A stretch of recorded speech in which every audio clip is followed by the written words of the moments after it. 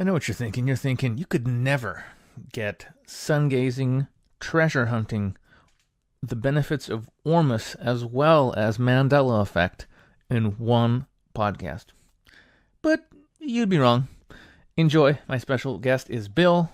That's right, just Bill. Bill the treasure hunter. So if you know him, you know him. And if you don't, you don't. Strap in and enjoy. It's a fun one. Are you ready to get woke? Welcome to the Woke as F*** podcast with your host, Alex Lazarev. What's going on, folks? We are back again, and this week, another interesting character. This guy is a character. Originally, I connected with him at a party, and we just started talking about, like, sun gazing, and he's, like, telling me all this stuff about sun gazing. He's been doing it for years, and it's very interesting. And we started talking about Ormus, and then getting to know him a little bit better, I realized he spent a big part of his life being a treasure hunter. And I was like, what the fuck is that? You're hunting treasure? What is this, some kind of movie? I don't understand. So an interesting character, and I thought, let's get him in here and let's talk about some crazy shit. So, Bill, how you doing? I'm doing good. I guess the first question is, how did you even get into... What were you doing before treasure hunting? Like, did you have some sort of normal sort of youth? You know what I'm saying? Like, what were the early years? Give us a little about, who the fuck you are, and then we'll get into how you got into hunting treasure, and then we can get into the Ormus and all the other craziness. Well, I was a pretty average life. Went to school. I'd started my own business. Well, I logged for 18 years, and then I started my own business, and I got tired of the business, so I came to Ecuador, and on a job, I was supposed to do some work for some people, and it evaporated instantly. So then I heard these guys talking about going to look for gold. So I just said, "Can I come along?" And turned into a passion after a while. Yeah, we looked for gold for quite a few years, and then I kept getting drug aside by natives to look for treasure, and I come to the conclusion I thought treasure was actually in this area, probably a better way to go than actually mining. So that's what got me involved in that.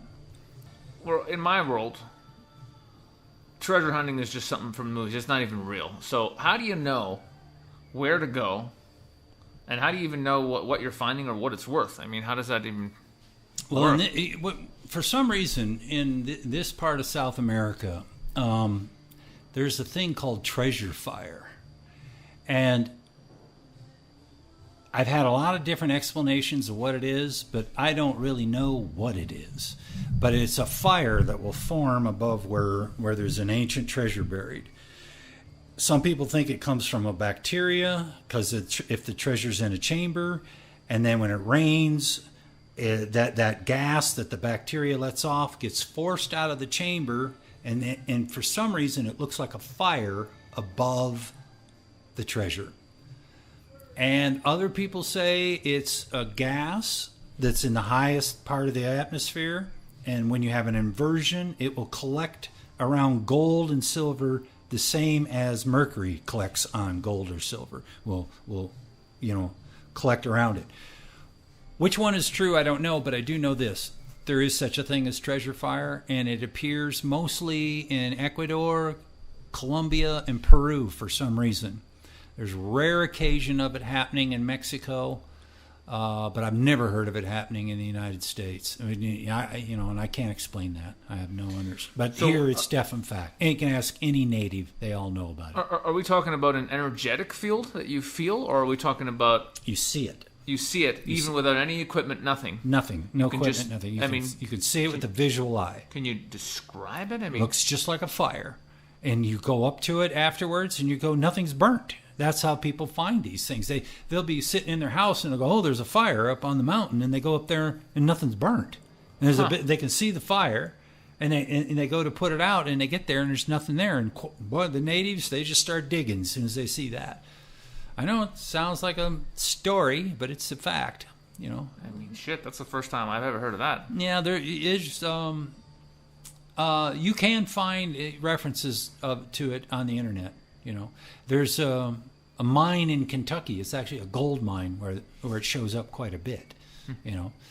But yeah, it's it's pretty, and that's the best place to start if you're going to look for treasure. You go find you got to have some good equipment, and you go talk to the natives, and they all like to treasure hunt. That's what they like to do. You know, like in Montana, you like to elk hunt, or the men here, they go out treasure hunting. You know, and so it's always a party. Don't usually find anything, but it's pretty fun. You know, you end up in a lot of places you'd never see otherwise. And so that is actually what got me involved with the Ormus and the Sungazing. Right. Yeah, it's an interesting story. Well, why don't you get into some of that? Maybe share a couple of adventures you've had with that, and because you were telling me some very interesting higher level stuff happening to you during the process of the treasure hunting. Yeah. The first time I had a real supernatural experience was I spent a whole day on this giant mound, and these mounds they're scattered all over Ecuador and Peru, and I had this machine that would look deep into the ground, and I spent the whole day out in the blazing hot sun on this mound, and came up with nothing. You know, couldn't get we did get a hit in the end, and but that turned into a disaster because that's when everybody lied to me. It was just a typical treasure hunter nightmare, but that doesn't really matter. The thing is, I went home, and that night I had a dream, and the dream explained why they buried the gold in the mound and when these people died, and it was because they were sun worshipers. Okay, and gold was always associated as sort of like the same frequency as the sun or something. But this dream had to do with once they buried the man, I saw his spirit rising up and heading back to the sun, but then his consciousness followed it, and it was like in this golden glow, and I didn't understand the dream until the morning. I've pondered it a bit, and I don't remember how I got the understanding, but it was so that they could reincarnate fully conscious. That's why they put the gold in these tunnels that span out from the mound. They'll bury a bunch of people in the mound, but they're always important people, and then they'll put different artifacts from these people's lives, and quite often there's gold. You know, they do use gold too. And that's why they put that stuff in the ground. And that's why these things, they're all over, they're all over this country. So it got me thinking about the sun, and it got me thinking about frequencies, and the more I was on archaeological sites, the more I realized these people were sun gazers, and I've read enough to when you see the sun mask where they looked on the sun. It was really an important issue with them, and some of the things that I've found out there, they had abilities that we know nothing about. I mean, there's these spirals on the tops of mountains that they put, and they'll have giant river rock. I have no idea how they get it up there. And then if you go to another spiral, like maybe 5 miles away, I've been told, and I've never done this, but I've been told that you can, if you have another person in that other spiral, you can just speak and they can hear you. This is what the natives tell me. I've never tried it, but once you're on one of these spirals, there's just weird stuff goes on. Compasses don't work; they spin. So the sun gazing thing became interesting to me. I became really sick. And I decided I was told by reading about sun gazing that they claimed it would heal you too. And for some reason I felt it would. So I went to Chile, an area that I know the sun shines all the time and it's on the ocean. And I stayed there 9 months and I got completely better. And I was really quite ill. Most people thought I had cancer. I didn't go to the doctor because I didn't want a verdict that I had to overcome in my mind. But I was pissing blood. I was in a lot of pain. I couldn't go 3-4 blocks without peeing. It was painful, So I went from that to feeling totally fine again, in 9 months. And but in that process, do you want me to get into the process? Okay. What I was told to do was you increase your gazing at the sun in the wee hours of the evening, the last hour of sunlight or the first hour of sunlight. And the first day you'll just do it for 10 seconds. And the next day you do it for 20. And the next day you do it for 30. And you just keep building it. I got to where I could do 30 minutes. It took me 9 months to get to 30 minutes. And the interesting thing about sun gazing is you will, at about the 15-minute mark, I don't even know. Yeah, it's about the 15-minute mark, maybe the 10-minute mark. When you get to that level, you'll notice your thinking patterns, much of your personality disappears. And it's not all a bad thing. You might think it is at first, because most of our attributes we think are really good for us. Like I've always been pretty ambitious. I've had my own businesses. I've always thought about how to, any given situation in my life, I'd always filter it through, how's this benefit me? Ambition, where's this going to take me? How's this going to prosper me? And I always thought that was good. I always thought that was a virtue, that I was diligent, I worked hard. Well, I realized after sun gazing, it just like burned right out of me. Now, it isn't like I didn't care. I did care, but it dawned on me that I was totally out of whack. My entire life, I had filtered every bit of information that ever came into me through this prism of ambition, and so there was stuff like that just started leaving me, and for a while you'll feel like you're disappearing, and you kind of can be a little unsettling. But it's a healing process that is virtually painless, and it's cleans out many other things. There was other stuff in my attitudes, and it just disappeared. And after that, and what they say in this process, the first 15 minutes cleans up your emotional field, so that in the next 15 minutes, when you get to that's when they'll heal your entire body if you keep doing it, because it lays the groundwork, and your DNA catches up and to what's going on. You can't just instantly change. This is a slow process, and many things change. Normally we just think of the sun as the sun, and by the time I was done doing it for 30 minutes, I had felt like I'd created such a relationship with the sun that I had a very difficult time not worshiping it. Now that sounds really strange, but I found myself wanting to. I never did really do it, but I could see where people could get to that point. But I did feel as though it knew me, and it sent a massive amount of information into my being, and it opened up stuff that I feel like I went from, I've always tried to be a spiritual being, but I became a spiritual being, and it was not an effort after that. It was like I understood things. I'd get information that just come in to where I pretty much trust my intuition more than I do my intellect anymore. And when that was never the case before that, So that was sun gazing in a nutshell, and the healing was complete. It's complete.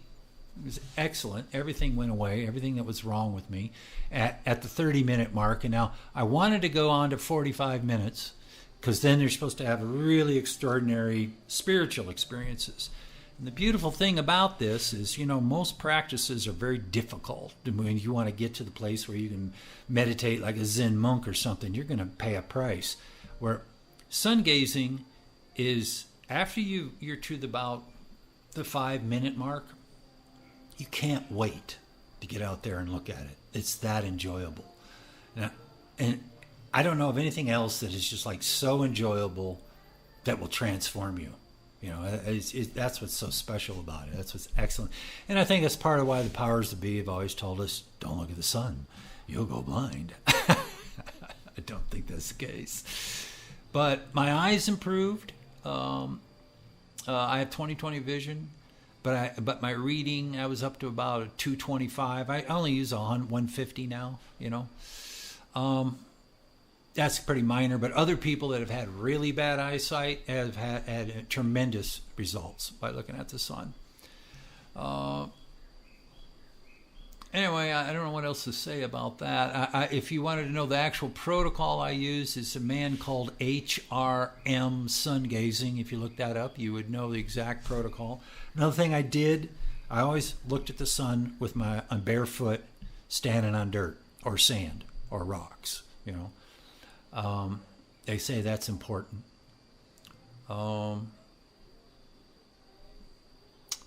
That's about all I can say about sun gazing that I know of, you know, that I can think of right now. But it's simple. It's easy. Well, anyone can do it. Here's the thing. This is what I love about it, you know, and as you were telling me about it before, it's for everybody. I mean, anybody, man, woman, child, any religion, any belief. You can be fucking in a wheelchair. You can be stupid, smart. Doesn't matter. Doesn't matter. You go out early in the morning and you look at the sun for a few seconds, and then you get up the next day and you do it again. Do it again. And it's, I mean, and it gets to the point where and it isn't a chore. You love it.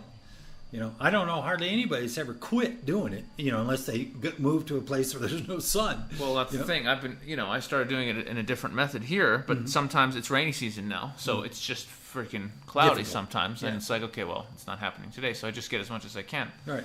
But yeah, I mean, it's like it's such an old thing. There's so many cultures, religions that have been sun gazing for years and sun worshiping for years. So it's like you almost have to be stupid not to make the connection and go, hang on a minute.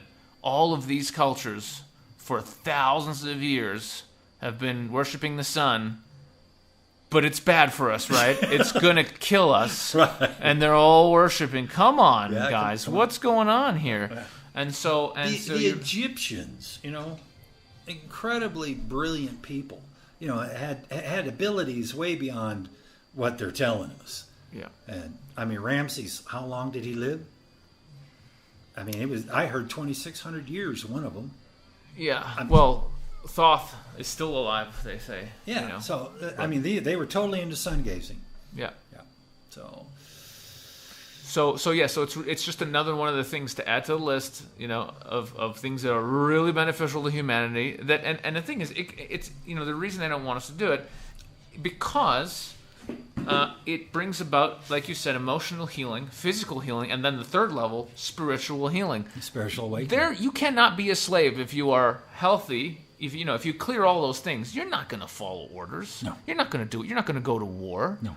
You can't. If you're spiritual, you can't do it. So of course they don't want you looking at the fucking sun. It's ABC stuff. Right. And so don't look at the sun. It's dangerous. Put on lots of suntan lotion. I mean, dude. There's another guy I've interviewed years ago who's an expert on vitamin D. Wrote a book on it. I cured, you know, Isabel, my main pig, as I call her. You know, she had multiple sclerosis. We cured it in 6 months. Wow. Mega doses vitamin D. Absolutely wiped it out. Vitamin D is just what you get from the sun. From the sun. It's just very difficult to get that much. I mean, she'd have to be out on the beach fucking 8 hours a day, so you take the D. Oh. They don't want you doing that shit. They don't want you doing that shit. No. So put on the suntan lotion, which is laced with carcinogens. Cover yourself on the sun. Bake it in with the sun. It's crazy. It's crazy. Here's one thing I forgot to mention. When I was sun gazing and I was up to 30 minutes, and well, up to 20 even, my appetite just disappeared. And they say if you go clear to the 45 minutes, you never need to eat again because your body is turned into a solar charger. I know that's a fact because I had come to the point where I ate a small bowl of fruit in the morning and oatmeal at night, and I was walking miles, you know, every day, and I was plenty of good shape. I wasn't lethargic and like a fast. Because I fasted, you know, many a times, and there was nothing like a fast. I felt totally, and if I did feel a little hungry, I would just turn and look at the sun, and it would go away. It was incredible. So I know. Well, I won't say I know, but I do believe most people, if they go to the 45 minutes, you don't need food anymore. Now, that's what HRM says too. He hasn't ate, and he's been watched over 140 some days, and in a lab, didn't eat nothing. Yeah. So there's that aspect too. If you don't have to eat, you're definitely not a slave to anybody. Well, that's the thing. I was just saying this the other day. It's just like, if you don't need to eat, and do you need to drink water? Some do, some don't. Some don't. But who can't find water? Yeah. I mean, you can find water. So if you don't need money for food, you're in a blissful state anyway. You're done. You don't need shit from anyone. I mean, you can find a place to sleep, but you can sleep in a park. Yeah. So really, death from starvation is not an option anymore. No. And it sounds like at that level, you're not getting sick from disease either. No, you're not getting sick. No. That HRM's man, he's extremely healthy, and he's like 86 years old. And just cruises along. Yeah, it's. But why don't they teach this to the people in Africa that have no food? You know what I mean? Why don't they teach this? They got plenty of sun. And they got food. a lot of sun and no food, and I mean, it really could change the world if it became. Now, here's another thing I don't think many people have thought of. All the ancient cultures were sun gazers. Now, maybe the reason they were sun gazers is when there was huge cataclysmic disasters, they're the only people that live because they can live without food. And then so the guy who started your civilization was a sun gazer. Well, you're going to be one too. You know what I mean? If there was only a handful of people that made it and they're all sun gazers, well, they're definitely going to carry that tradition down through the ages. And I think that's probably why all these ancient civilizations were sun gazers. They're the ones that made it through. That makes a lot of sense, doesn't it? Yeah. Yeah.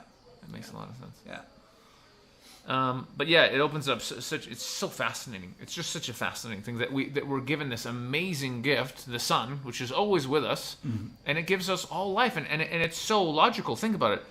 It hits the ground. All food, all of it, comes from the sun. If there's no sun, there's no food. So, and all we're doing when we're eating that food is getting the energy from the sun. Yep. That's it. Yep. So, why can't we just get it directly from the sun? I mean, it's just, Absolutely. Hello. Yeah. Hello, McFly. Yeah. Is anybody home? So it's so basic, and of course it's going to cut out the middleman. Yes. It's like you don't even need money.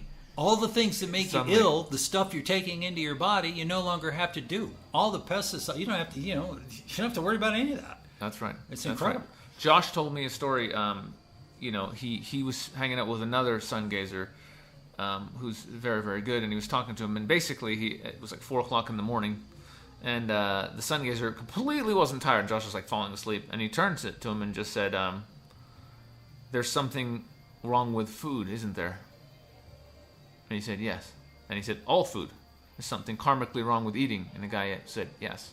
And it's because all food is fucked in some level. If you're eating animals, you're killing and eating life. And even if you're eating, apparently there's scientific evidence now. I haven't read it, but somebody told me that they've actually done some studies on this. When you eat vegetables, they scream. Oh, yeah. They scream. And apparently they did a test where if you talk to the vegetables and you ask their permission and you say, hey, is it cool if I eat you and you come and join me and be with me, they stop screaming when you eat them. Yeah. This is scientific fucking paper, apparently. Secret Life of Plants. You should read that book. It's amazing. It talks about many of those things. Mm-hmm. Yeah. Yeah, it's incredible. Yeah. I mean, truth is stranger than fiction, right? Yeah. So that being the case, we can really, it would be such a direct path to freedom. Absolutely. Complete freedom. Healing. Yeah. Emotional, physical, spiritual healing, and we don't need food, no system of just this one thing, if people all just got this one message, if we just magically gave this one bit of information to everyone, hey, you can sun gaze. And here's the other thing that happens when you're sun gazing. You start getting information. Now, everybody has different ways of doing things, but you will get critical information for you on how to continue your journey. That's what's so incredible. And that's it's amazing, because you'll just get information and you just know it's what you need to do. You'll know you need to do this. And that's part of what got me into Ormus. I felt real strong that from the sun gazing, I was getting this impression you need to get into this Ormus, because one of the things I'm very fascinated with is the Egyptians that were sun gazers, and they were big Ormus producers. And so I don't know if you want me to get into Ormus yet. Let's get into Ormus. Okay. I think Ormus. that's what's happening. Let's get the story of how the download you got first. Well, you you know what? I can't remember what it was right now. I can't remember what got me first interested in it, but I do know that one of the first things I read, I went Sungazing in Ormus. And there's a guy on the internet, I forget his name, but if you type in Sungazing in Ormus, you'll get his talks, and he's quite fascinating, has a lot to say about it, But I did get some very interesting information came to me on an archaeological site about Ormus, and this was after I was already interested in it. But it was a very high archaeological site. It was about 12,000 feet up, and there was a mountain there, and there was the highest mountain in the whole range, and there were 7 large creeks coming out of this mountain, and this mountain was tall, but it was not big. And I used to always, every time I was there, I would go, how does all that water come out of that place?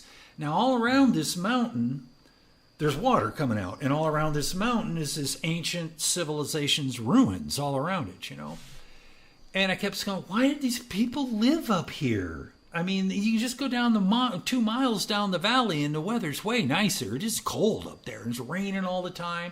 Well, not all the time, but it's miserable, and it's not really pleasant up there very often because of wind howls. And I'm going, why did they live here? And I kept thinking that. And while this was going on, that's when I decided to start making Ormus. So I started making Ormus, and we made this really great Ormus. And we were just thinking, man, this stuff's amazing. We were feeling really good on it.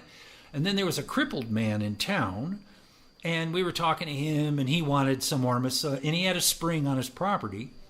So we go out to his property, and we take the water from his spring, and we're going to make the Ormus with his water. And all of a sudden, it dawns on when we get done making the batch, we got about half as much Ormus as we used to. And we used to take the water from that site way up in the mountains. So it dawns on me, I'm going, there's Ormus in that water. That's why them people live there. That's why they, they knew that water was powerful, And so it took me into a lot, and there was a lot more thing, and I don't really remember how I put it all together, but I did begin to understand that magnetite has a lot to do with forming Ormus in water. And magnetite is almost like a magnet, but it's not a magnet. But it's a natural forming element. And this mountain was full of magnetite.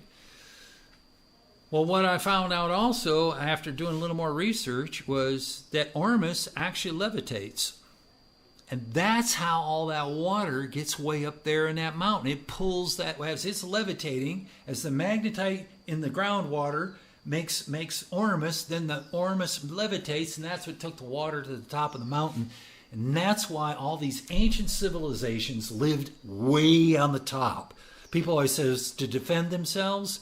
Well, that could be, but I do think it was the Ormus. I bet and if there's ever research done, and I'm going to do some of this research myself in some other high areas, I want to test the water. I bet that's why they were so up. The Tibetans are big into Ormus. All the monks, they use Ormus. They live high in the mountains. Why do they do that? That Sungazing comes out of 14,000 feet. I bet it's packed with Ormus. But anyways, that's how that water got up in that. That's the only way it could, because it wouldn't get there hydraulically, because it was the highest mountain in the range. So. I don't have any definite proof of this, but I think I'm right. I do think I'm right. And magnetite turns out to be a huge item that is used in, like the rods that Ramses held. One was magnetite, and the other was carbon inside a silver and gold rod. And anyways, there's a lot to all this. You can make Ormus water with just magnetite alone.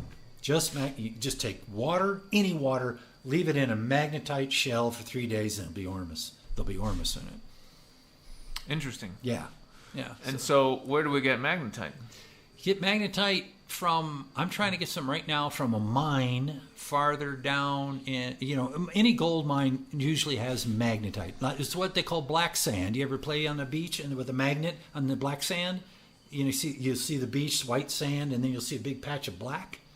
Okay. You ever see that? I'm not sure. Well, I used to see it all the time in Lake Superior when I lived on Lake Superior. And we used to take a magnet and we'd pick it all up. But black sand is quite common on beaches.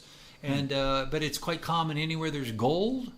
And so if somebody's dredging gold, and they'll always have a bunch of black sand. And that's magnetite. Interesting. Yeah. So what you would just take the black sand and leave it in a bucket. And make a cylinder in the buckets where you can take a bottle of water and stick it in there, and just leave it there 3 days. And if you leave it 5, it's more powerful. Anybody that does that, if they drink that water every day, you can take a guy who has white hair and his hair color will all come back. And that's been done over and over and over again. Not a lot of people doing this. Not a lot of people know about it. You've heard of these vortex machines that do the thing with the water and they put magnet on there. Well, this guy who developed this thing with the magnetite, he says it just dawned on him, it ain't the vortex, it's the magnet. And he says, so why don't you just go to nature's magnetite, use it, let's set your water in there, and voila, you get it. And he's made Ormus. He has an amazing lab. He's made a lot of Ormus, and he's to the point now all he does is charge water and drinks it. Doesn't even make Ormus. But these are little simple things people can do to really, if you're really interested in raising your frequency, and you start combining these things, and you have amazing results. Can you tell us a little bit about what Ormus does for you and for others? I mean, what is it? Okay, this is what they think it does, but I can tell you, and then I'll tell you what it does for me. They think your nervous system has got magnesium and has all these elements to make up your nervous system, but you have clusters of elements. They're in clusters. I don't know how to but they conduct. We have electrical charge goes through our body, and it conducts small electrical charge. Well, Ormus is the most highly conductive magnesium, potassium, all this the most. What am I trying to say? It'll carry charge better. Most conductive. Because it's in a monatomic state. Every element is separate. They won't be in clusters. So you start drinking this stuff, and your body starts replacing the clusters with the monatomic elements of the same element. And the next, your nervous system starts working better. Everything starts functioning. And I took Ormus I was feeling it a little bit for about a week, and then after, I think it was about a week and a half, maybe it was 2 weeks, all of a sudden, one day I just, boom, I moved into, I don't know what state we're in all the time, what we call it theta or something, but I just moved into a whole different, and it was like, whoa, all of a sudden you're seeing the world from a whole different perspective, and there's a lot of bliss. That's the best way I can describe it. You have a bliss state. You feel these euphoric, it's a euphoric high, even though you can function totally well, and you're not out of control, but it's all of a sudden you're like, wow, man, I feel really good. Well, it's great if you can get there, with a bit of a shortcut without doing hardcore drugs. Yeah. Or 8 hours of meditation a day. 8 hours of meditation. It's a lot of work. Yeah. The thing is, I do a little bit of, meditation in the morning, and I do 5 rites and things like that. But if you take Ormus and you have any kind of spiritual practice, it will supercharge it and enhance it, quite a bit. That sounds pretty good to me. Yeah, it's good stuff. I've heard crazy stories. A guy here in town, last year, he was like in the army, and he had part of his head blown off. He literally was missing a piece, and he just took apparently huge amounts of Ormus. It all grew back. He was showing me his head. It looked fine to me. It was a bit of a scar or something, but it was all there. And he said, yeah, that wasn't there before I was missing a part of my head. It's all there now. Whoa. So it was hard. It was hardcore. I was like, what the fuck? And then apparently there's pictures on the net of people who've regrown ears and thumb, fingers that have come off and they've regrown them and stuff. Wow. Teeth, people regrowing teeth, all kinds of shit. Crazy shit. I did not know that. But I do know that I have never I'm 65, but I've never felt this good in my entire life. I take it every day. It's just, I don't want to miss it, But, like I say, I do other things. But it's if you are doing anything to enhance your spiritual life, if you start taking Ormus along with it, it will notch it up, Sounds pretty good. Yeah, it's awesome stuff. That's awesome stuff. Cool. So we've done Sungazing. We've talked about Ormus. I have a feeling you've had some crazy stories. Oh, you want a crazy story on hunting treasure? You want a real crazy story? Let's get one crazy story. This is the craziest story I got. Okay. There's a lady, an Indian lady, and this is up by Sig Sig. And she has to climb over this mountain, little mountain, not a big mountain. It's a trail, well-worn trail. She's gone there her whole life, walks this trail every week, takes care of her cattle. So this lady knows this trail. It'd been raining like crazy. It's crazy, just pouring and pouring and pouring for days. Well, the water eventually made a hole in the ground because there was a cave under the ground she didn't know about. She'd been walking over it her whole life.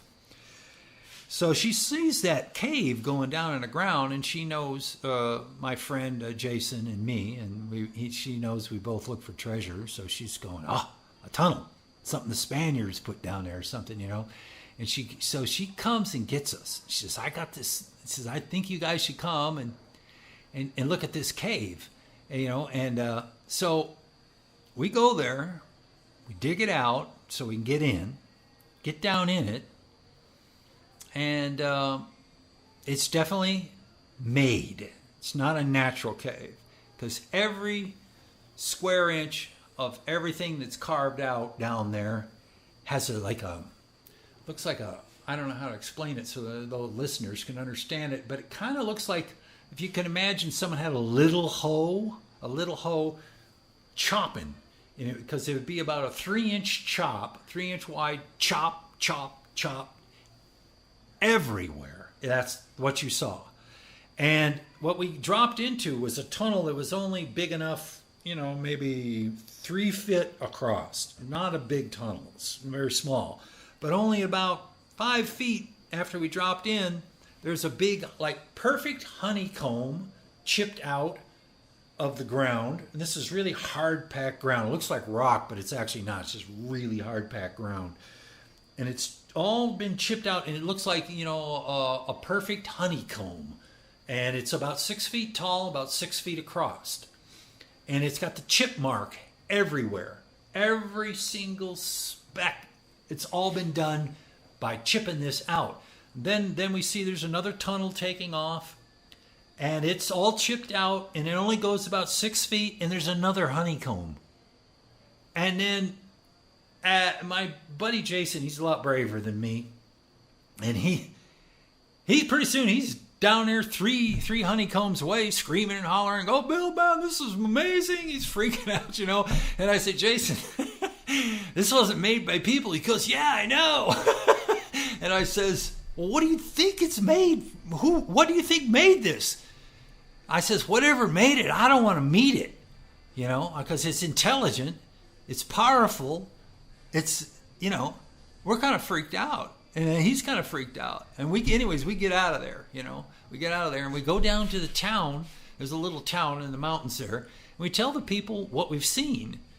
And they go, oh, that's a Dwindie cave. And we go, what's Dwindie? And they say, they're green men, that they're real strong, they're real powerful. They live up in the mountains underground. And they all knew about them. And so me and Jason, we're thinking, we never heard anything like this before in our life. I come back to Vilcabamba. Jason goes back to Limon, where he was living, and he starts asking people about Dwindies, and I start asking about people, the natives. They all know about Dwindies. And Jason ended up running into a guy that said he actually shot one in the jungle and killed it. and he was writing a book about it now. So that's the weirdest story I got. Dwindie Cave. I don't want to ever go back to the Dwindie Cave. I don't want anything to do with them. But it was pretty freaking weird. I mean, that's the first I've heard of him. Well, if you get on the internet, you'll find it. It's a mythical character. They say mythical, but in South America, it ain't mythical to these people. I had a guy tell me right in Vicabambi, he saw one right in the middle of town in the middle of the night, right in the park. And then I talked to the Indian that I've worked with quite a bit. I says, have you ever heard of Dwindies? He goes, oh, yeah, everybody knows about Dwindies. And he said, they're not that dangerous, he said, but they live up in the mountains and caves. And he says the dangerous ones are the ones with the white hair. And I didn't even get into that with him. I don't know what he was talking about. But he said there's something else out there with white hair. So, what is it? I don't know. But there seems to be a large percentage of Latin people that have no problem believing in it. And after being in the cave, I believe it.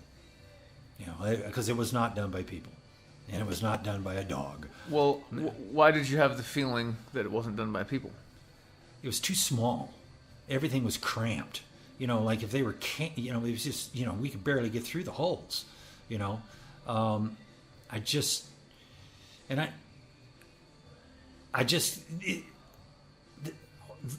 no exit around there that we know of. It's just underground. There probably is an exit somewhere. I don't know. We didn't follow it to the end, but it's just something I've never heard of. I've never heard of anyone doing anything like that. And there was there's no light in there unless you have a flashlight. Very strange. Very, very strange. Interesting. Yeah, very interesting. I mean, at this point, I can give the exact GPS of this location too if somebody wants to go out there and look at it. I mean, I could take a look at it. Yeah. But no, there's so much craziness going on, yep. Especially down here, that nothing phases me anymore. This is what I think. I do think it's kind of what makes me think that the nature of reality is really what we believe. And the whole world is just a consensus of what everybody believes. But when you get in like South America, you have a whole different culture, speaks a different language. There's a lot of stuff goes on that an average gringo completely misses. And these people believe these things, so therefore they're real. They become real. Like I had a kidney problem one time when I was in the mining industry, and I had a shaman do an ayahuasca ceremony and cured me. And the guys in the mining company go, Bill, you believe in that stuff? I go, I don't believe in it, but he does. And they didn't get that. But I believe that if people believe something, it becomes real. And this shaman, he totally believed it. So I had total confidence he could do it. Because I understand the power of believing. It's very powerful, So I had a son. This is a long story. Let's make it really short. That had an incurable cancer. No one had ever lived through it. I believed he'd live. I took care of him myself, and he got better. And it's strictly because of believing. That's how it works. Oh yeah, yeah. I've been tapping into some of that, and it's pretty interesting, isn't it? It's pretty interesting. Yeah. Yeah. Well, it comes down to, as human beings, we're co-creating reality all the time, and even on an individual level, if you really have a certain set of beliefs, it's real to you and you can manifest it. I mean, we're literally creating our own universe. Exactly, and this is important for your listeners to understand. The reason you want to raise your frequency, that's one of the reasons you want to rate, because the higher your frequency gets, the faster things manifest. I've had so many things manifest here. I could tell you story after story after story, man, of manifesting things. All right, I'll do there's a series of 3 manifestations that took place and it has to do with my son, so it's kind of funny, because he was thinking I was nuts to begin with. But okay, the first I wanted this specific tool and to help me look for a treasure. And I'd read about it, heard about it, and I was just believing for it. And my son calls me one day from the United States, and he goes, Dad, what are you doing? I says, well, I think I need this other tool. And to finish what we're doing out there. And he was familiar with the project. And he says, well, what are you doing to get it? I said, I'm just believing for it. He says, well, Dad, that's stupid. You can't just sit down there and believe for it. Well, this guy came from the United States he was from Canada, came here that was like a really good dowser. And he had heard about me, and he wanted to get together with me. And so I said, sure, we'll get together. Let's go see how that works, because I was curious about dowsing. And he comes down, and he spends 2 weeks with me. We run around out in the mountains and everything. But he happened to have one of these machines with him. He brought one with him. And he's about ready to leave, and he just hands it to me. It's a $4,000 machine. He gives it to me and says, Bill, you might as well take this. You got more treasure down here than we do back there. And he said, if you ever get anything, just send me some money. I says, okay. So I got that. Then there was another machine I wanted. You ever sent him any money? No, I didn't have. No. There was another machine I wanted, and then my son was asking me about it. I says, well, I'll just get it the same way I got the other one. And he just laughed, And it was like 2 weeks later, and this is the truth. Some guy named Don in Colombia bought this for me. I don't know the dude. He heard that I needed it, and he did the same thing. You ever find anything, just remember me, And he bought, and this thing cost $3,000. And it was a resistivity meter that you use in the ground and stuff. And so I called my son up, and he also gave me enough money for my son to fly here. I says, it's being mailed to your house, and so and he's coming anyway. And he's got a ticket, and you can fly down here, and we can go out and use it. So after that, he, and then we did a bunch of stuff, and we're still finding out we need these other machines. And then finally I get to this point where I need this $10,000 machine. And I'm telling Luke, I said, Luke, I need this $10,000 machine because we're just not seeing deep enough. And he goes, man, he says, I'm sure you're going to get it. But he says, I have no idea how. But it's sitting right there. Oh, wow. All three of them manifested. I didn't pay for any of them. But it's just, you put your intention out there, you believe for it. And yeah, it's got to the point where I'm really careful about what I say, because some things I've manifested, I kind of wished I didn't later, But yeah, it's a heavy responsibility actually too, And so, but here's another one. I was on another archaeological site, and I wanted this thing called a 2-box. Now they're not really expensive; they're only about $800, but they're impossible to find in Ecuador. Impossible. Nobody's got them. And there's this Indian guy that digs for me, and he comes to work, and I pay him $15 a day, and he's a good friend, but and he didn't even know I wanted this box. And it was 2 days after I decided I needed that box that he comes walking into work, holds this thing up in the air, and it's a brand new 2-box, exactly what I was thinking about. He says, Bill, my sister just bought this, and she says it's for treasure hunting. Could you use it? I go, yeah, we can use it. That's when I really dawned on me that, man, I got to be careful what I think, anything, because it just starts happening when your frequency is higher. It's very interesting. It's very interesting. Yeah. This is exactly what I'm into. I'm so, like maybe 6 or 8 weeks ago, I really started getting into all this kind of stuff. Manifestation, I started looking. There's a guy called Bentino Massaro who's also on the internet talking about it. Mm-hmm. And I had some really trippy experiences where I'm like, whoa. And I had one experience which I don't think I've talked about on the podcast, so I might as well tell you on it. I think it's pretty interesting. Mm-hmm. Really trippy. I'm hanging out in a buddy's place in Budapest. Me and one of our mutual friends are there. And I just had some alone time, and I spent a lot of time just sitting with myself and sort of sitting with the universe and listening to some nice music. And I just was just getting downloads, just being with myself, getting a lot of downloads. Heart was opening up, having beautiful experiences. And one night I was just feeling good, and I'm like, okay, I'm going to go to bed. And I go to bed, and I just lay down on the bed. And I don't usually do like conscious sort of prayer or like putting stuff out into the universe. I'm starting to do more and more, but where you really consciously say, hey, So I just put out a real gratitude. I just really feeling good, and I just said, hey, universe, thank you. Life is awesome. Thanks so much. I feel so much love. Life is amazing. So just thank you, God. Just sent out love. Just genuine. Not for long, 90 seconds of just really focusing on it. Yeah. And I'm laying there in bed, and I just, was feeling sleepy, and I just start, falling asleep. And I had a sensation, which I'd only, I think, had once at that point before in my life.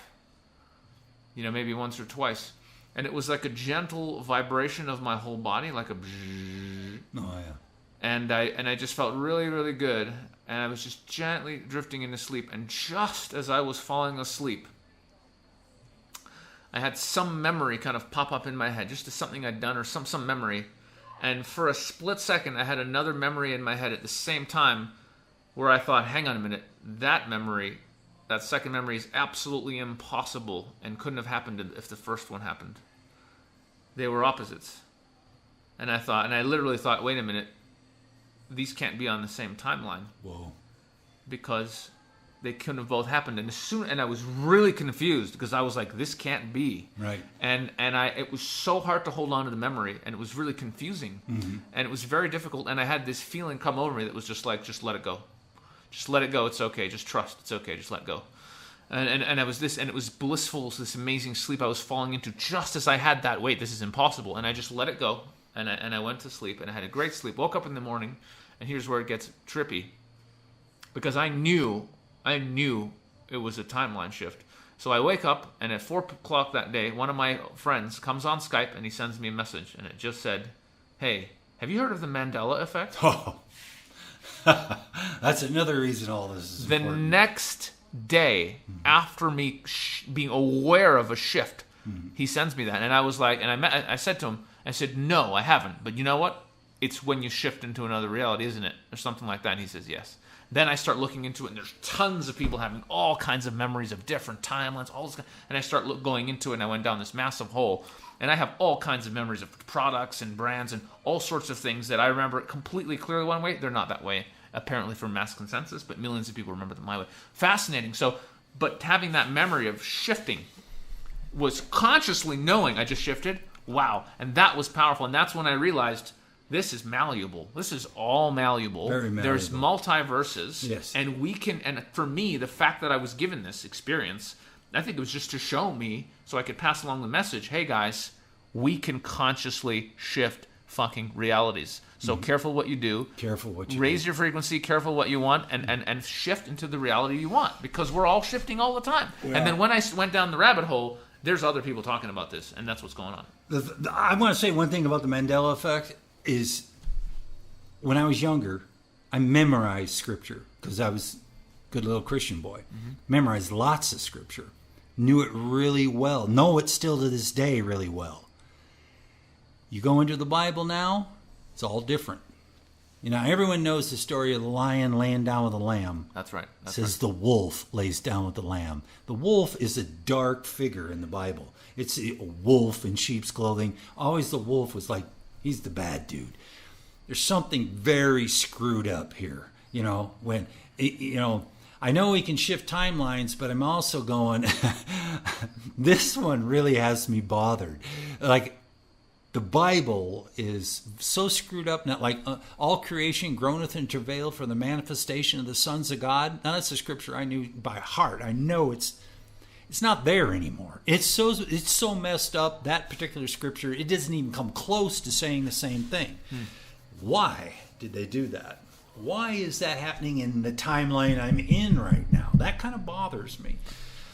It is pretty weird. It's very It's weird. really fucking weird. And I did a little bit of digging, too, because I went on some forums of what people were saying. And, there's a Christian forum.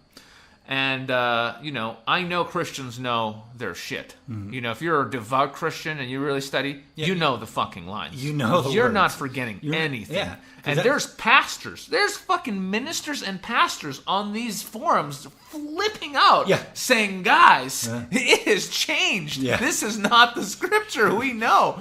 And so I'm not a Christian, but I believe they know their shit. Well, I just what the fuck? 2 days ago there was a Jehovah's Witness guy, and I just thought I'd have a little fun. And I go up and I go, "Hey, do you know where that scripture is about a lion and a lion lays down with a lamb?" He goes, "Yeah," and I know this guy. He's a friend of mine, And so he starts looking it up, and he couldn't find it. And then he goes in his concordance, and the concordance has it. And it says, go to Isaiah. I forget what it is, and it's in Isaiah. So he goes to Isaiah, and it says wolf. And he's just he knows that scripture by heart. They know it well. He's just completely silent. And he won't say anything. I says, "It's all right, dude. It's happening to everybody. It's happened to everybody." But I felt kind of bad, because he's a friend. I thought it'd be kind of fun. But he was so shaken by it, because he knew something was really, really messed up. And that's the first time he ever came across it, So in the future, I won't do that to anybody like that. Well, you can be a little bit trippy at first. Yeah. Oh, yeah, it's very difficult, especially when your whole life is directed and one of the scriptures in Scripture is not one jot or one tittle will ever change. That certainly isn't true anymore. That's pretty earth shattering. It's pretty trippy, and they actually listed several examples on this website. And Oh, I remember one of lots them, of them. lots of them, right? And I remember they were weird. Some of them were just fucking weird. Like instead of saying, wheat. Yeah, which they recommend. corn. Now it's corn. Yeah, and there was no corn No, back then. of course corn not. Started in, of course not. So yeah. what the fuck are they doing? So it kind of, and there was another one about bottles. They used bottles instead of wineskins. They didn't even have bottles back then. Right. And here's another thing. Right. They say old wine would burst the wineskin. Well, an old wine won't burst a bottle. But that's what it says now. You can put old wine in a bottle. It don't make it break. Right. Or new wine in a bottle. I'm sorry, new wine. They say never put new wine in an old wineskin. Right. Well, there's no problem. There's no problem with Yeah. it. So it doesn't make any. So there's just tons of stuff that don't make sense. Doesn't make sense. Doesn't make sense. The Bible. Matter of fact, the stuff that's on the internet that they say has changed, they haven't touched I wouldn't say 5% of what I started, because I know the Bible really good. It's like I don't even recognize it. All my favorite scriptures, none of them are the same. Now, so this is where it gets interesting. Some people believe that it's being manipulated on purpose by people who can, change timelines. And I, this is another podcast, but I know there's time travel technology available and it's being used. I know that. Well, there's certain laws about it apparently, but people are using it. Okay, so follow this train of thought. Now, this is something I thought about, that it could be the reason. Now, just imagine the cabal and all the evil Illuminati and everybody that runs our little universe here, or our little world. They've always been in control. They've always had a lot of magic tricks and stuff they can do. Is it possible, with the White Dragon Society and all the different people that are out to get them now, and you watch David Wilcox and all these guys, they say they're going down. What if they changed these things in order for us, like the Bible, for us to be concerned, those that are walking in a higher frequency, so that we really work on getting our frequency so high we do leave, and that way they can keep their world? Have you ever thought of that? Well, that's interesting. That's and I'm not so sure that isn't what's going on. That they've done it because they're so on the run. They're trying to get us to. I mean, that's interesting because really only certain people are going to tune into that, and it's Yeah. usually going to be people on higher frequency. Yes. Yeah. If you're eating McDonald's, you have no idea what's going on. You're not even going to notice. And so you start seeing the wolf laying down, and you're going, I don't want to be on this timeline. Yeah. And so then you keep projecting that, and the next thing you know, you're not on that timeline, and they got control again. I don't know if you ever read the Stephen King's Dark Tower. No. It's similar. That's what happened. The guy kept trying to fix the place, and he kept getting shot out of it. Interesting. Yeah, I know. It's just a really. I mean, the theory I've heard, it's that they just want people fucking confused, and if people are confused and scared, they don't know what the fuck is going on. They're easier to control, right? Yeah. So that's another theory. Oh, yeah, there's lots of theories. And then another one again would be that, that we're all co-creating together, and therefore if everybody doesn't know what a fucking wineskin is, and to us it's a bottle, And people are thinking bottle when they read it. They all just shift to bottles because we're just at this point in history we're able to manifest more, and there's certain planetary changes happening. Oh, that's very good. So we can all we're just co-creating it together. It could be, yeah. That sort of makes sense too. I know. But the one that resonated with me, like in my heart, that I really just felt like this is it for me, is what I said originally. It's so that we are aware. It's happening on purpose by, divine, really the divine spirit, or maybe some aliens, but that they're also part of it, of the spirit anyway, so that we can wake up and go, oh, we can pick.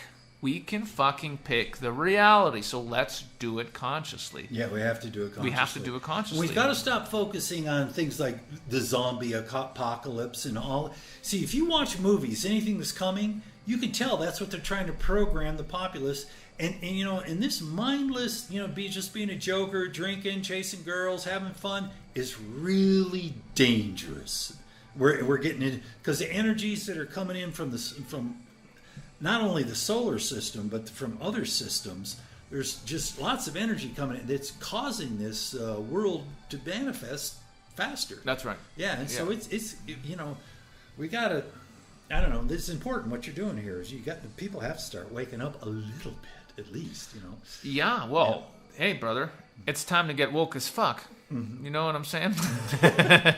And so here we are. Yeah. And the show's gonna get crazy. I mean, my plan is to get David Wilcox on the show. Oh wow. Yeah. I'm gonna get him on here. I just want to get it rolling, and then I'll approach him. Yeah. I'm ready to get crazy. It's important. And there's so much stuff I've always wanted to talk about, but it's just so out there. I'm like, oh, I better not. But then as I've started to on my old podcast and just with people and on some YouTube videos, people love it. People want to talk about the crazy stuff, whether believe it or not. They want to hear about it. Yeah. And it just happens to be true. It happens to be true. It's going on whether you believe it or not. Whether you believe it or not, it's any difference. And all they got to do is many people. I'm certain there's hardly any. Well, maybe not so much anymore, but.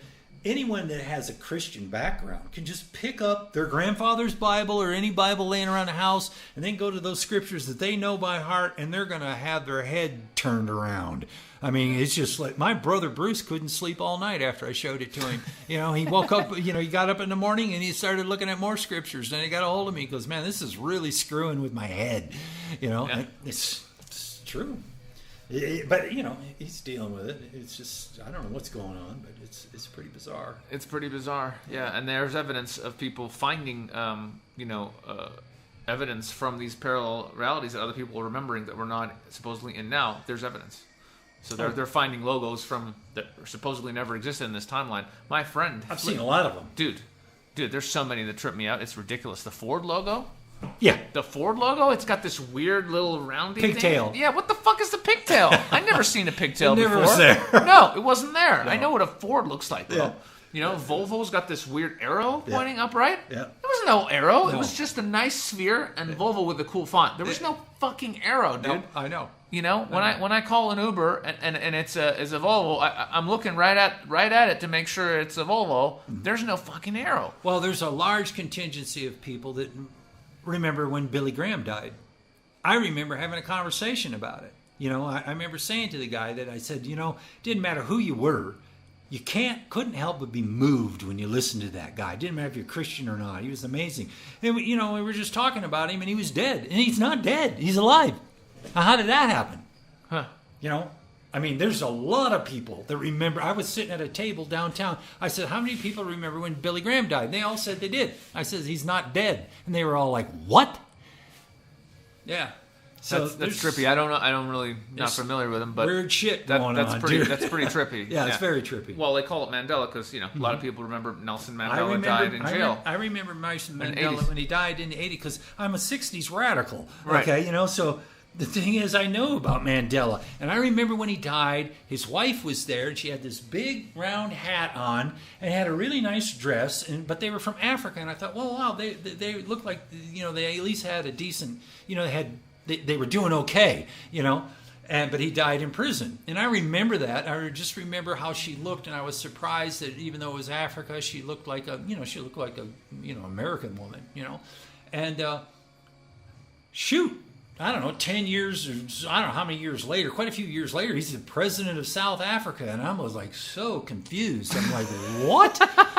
And I'm thinking, man, it's so weird. I could have swore he died in prison. And I just figured out, I must be screwed up. I was confused. But then I found out there's a million other people that believe the same. Yeah. Kennedy. Oh my God, that one is so trippy, dude. It's so trippy. My friend mentioned it. I'm like, he's mentioned something, and I'm like, are you fucking serious? I go on the internet. I put up a video of Kennedy being shot. It's a longer car with 6 people in it now. There was always 4 people in the car. You want to hear what? 4 fucking seater car. And now it's 6. It felt so weird when I saw it, dude. Here's what's even so weird. This is even a weird, and no one's talking about this one, but Daya found this. She's got the old movie of they made about the Kennedy assassination. Right. Well, when they show in the movie him actually being shot, it's in a 4-seater. And then when the cops are redoing it and keep playing the tape over and over again, it's a 6-seater. Are you fucking serious? In the movie, it's even changed. Yes. Whoa. Yeah. Whoa. Dude, you got to tell me that movie, because I have one friend, Ryan, who doesn't believe in the effect, and he's like, no, people just remember things wrong. And I'm like, no, dude. No, he's wrong. No, dude. He's wrong. He's fucking wrong on this one. Do you remember what that movie is? No, but I'll get the name for you. Yeah. I'll put it in the link on the YouTube channel. I'll put it underneath, because I want to fucking see that, and I'm sure a lot of people want to see that. Yeah. And I'll put the links for some Sungazing stuff and some Ormus stuff too. Yeah. That's trippy, man. And also I heard there was changes in pretty much my favorite movie, Back to the Future. So I watched the whole fucking movie. Check it out. The van scene at the beginning where he's like, oh, they found me. Who is it? It's the Libyans. Run for it, Marty. Really famous scene. Uh-huh. And if you pause it really carefully at the right spot, you can see the van on the Volkswagen logo at one angle. You can see the van, and there's no line through it, which is the way I remember it. Mm-hmm. And then as the car starts moving, you can literally see the line form during the movie. I can play it for you. So you can literally see it go from one time to another during the movie, and you can see it with your own eyes. Well, it's fucking ridiculous. And other people remember a completely different van. There's millions of people who remember a completely different van. Amazing. Well, here's one. My son is named Luke, and he was a little kid when Star Wars came out. And his whole life, I've said, Luke, I am your father. And we've always had when I'm really trying to get through to him. And now they say, no, I'm your father. That we know beyond a shadow of a doubt, my son and I, that what that movie used to say, because his older brother is a complete Star Wars freak to this day. It's embarrassing. He's 40 years old and still. Hey, those are some good films, all right? He's totally into them. And we all know it's Luke, I'm your father. And that's totally changed. Yeah. No, that's really trippy. I mean, look, another one I heard about, and I just had to watch it to find out. So I sat through it, the whole fucking movie. I sat through it just to be sure. Silence of the Lambs. When that movie came out, I remember I was, 13, 14, something around that. Mm-hmm. And I saw the ad on TV, and the line that fucking chilled me to the bone, scared the shit out of me, that made the movie famous. I mean, literally, it was the scariest thing in the movie when Hannibal Lecter says, hello, Clarice. In that book, it's fucking terrifying. That was the part that scared you, and you went to the movie and you sat there waiting for the line. And when you saw it, I was like, "Oh, there it was." Guess what? It's not there. Huh. It's not in the fucking movie. What line was that? What did he say? He just says, "Hello, Clarice," and I don't even remember where it was. I believe it's when supposedly when he's not supposed to be. Basically, she calls. She makes a call to somewhere, and basically he's not supposed to be there, but he's there, and he knows she's calling, so he picks up the phone and says, hello, Clarice, and it's super fucking scary, because he's not supposed to be there. But either way, it was just the way he said it. It was we're talking about a very amazing actor who's fucking terrifying. Yeah. It's not in the movie, period. Yeah. It's not there. And I remember that line, because it was the famous line. And so, man, there's just so many examples. It goes on and on. And another one that for me just tripped me out. Bragg's apple cider vinegar.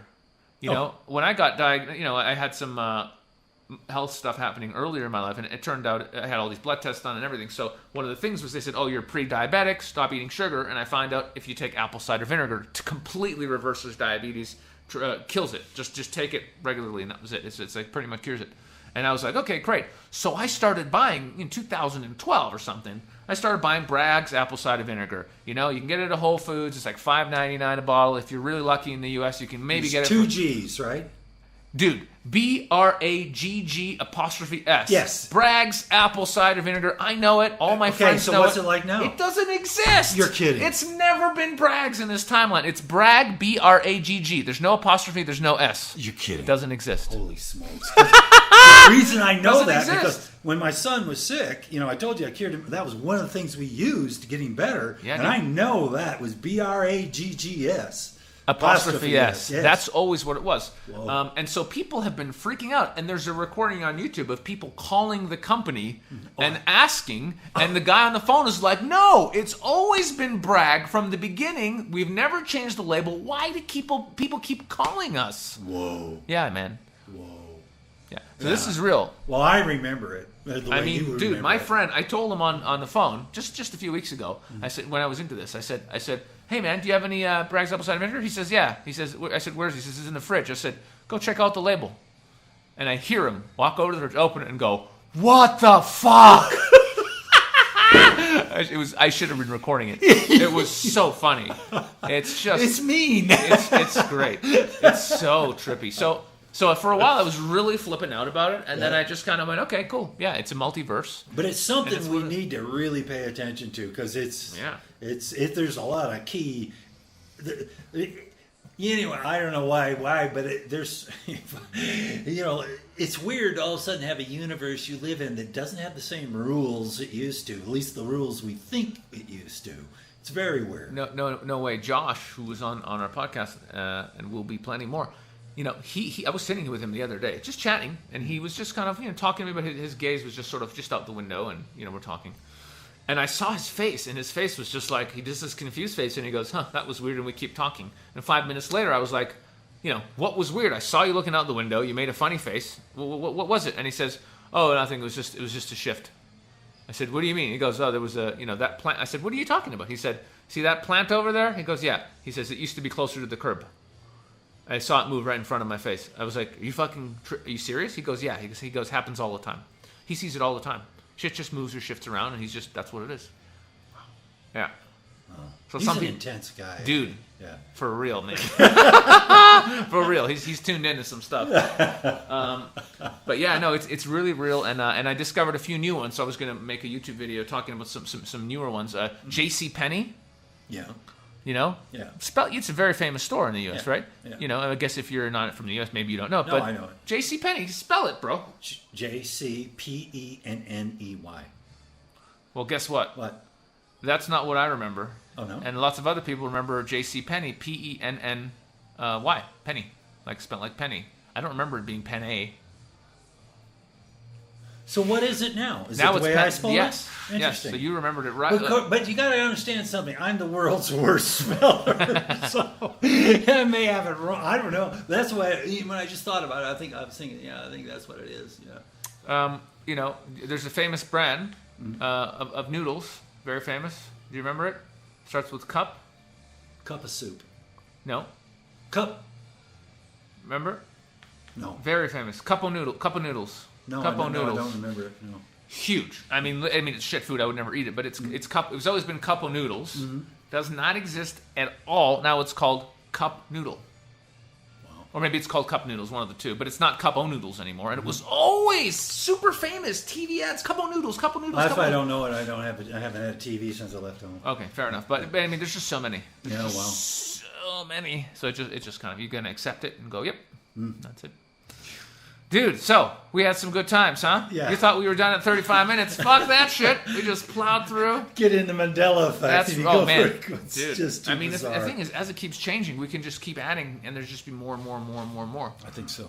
Yeah, so if anyone's noticing more on the YouTube channel, just post the comments, and if there's some really crazy shit, I can always bring it up in another podcast. All right, Mr. Bill. Any one tip for anyone out there who's who wants to start maybe sungazing? What would you say to them? Look up HRM Sungazing and follow his protocols. Quite simple. I think it's probably the easiest sungazing protocol to follow, and it's very, very safe. And I think that would be your best bet. Any tips on anyone who wants to take Ormus? I would say it's very expensive to buy, but it's very cheap to make, and it's very simple. But there's one thing I would say: make it with sodium carbonate, which is just baking soda that's been cooked on your stove, and it just changes. You can read about how to do it. It's very simple, but I would use that instead of lye because it's much safer. It's harmless, but that would be my only advice. And make your own, and you find it's pretty easy to do, and it's a lot of fun. So what do you do with the baking soda? Your baking soda, you just put it in a frying pan, and you put in the heat on underneath it, and you just keep stirring it. Don't add anything, and you will see the texture of it is kind of clumpy, and it sticks together when it's baking soda. When it turns into, and that's called sodium bicarbonate, and you keep the heat on it, high heat, and it'll turn into sodium carbonate, and it just bakes off one carbon molecule, and it'll just flow in the pan like sugar, and there's little fissures will stop. It looks like boiling water, but it's just boiling. There's nothing liquid there. It's just boiling sand, and the sand will stop boiling, or the baking powder will stop boiling, and it gets real sifty, and you'll be able to tell the difference, and that's when you know it's completely turned into sodium carbonate. Is that what you do?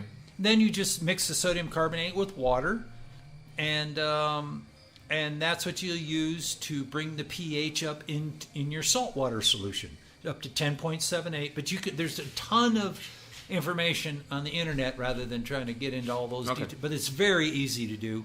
Very easy to do. So make your own. Don't get ripped off. Yeah. I think it's good to buy some too, to see if you want to But I mean, in the long run, it's very simple to make. Yeah. And any tips for anyone who wants to go and do some treasure hunting? Look for the treasure fires. Talk to the natives. Go where the treasure fires are. All right. Well, if anyone's adventurous, let us know how it goes. Okay, well, this has been the Woke as Fuck podcast on Lisbon, woke.as, and on YouTube, Woke as Fuck. Love you guys, and see you next time. Say bye, Bill. Bye.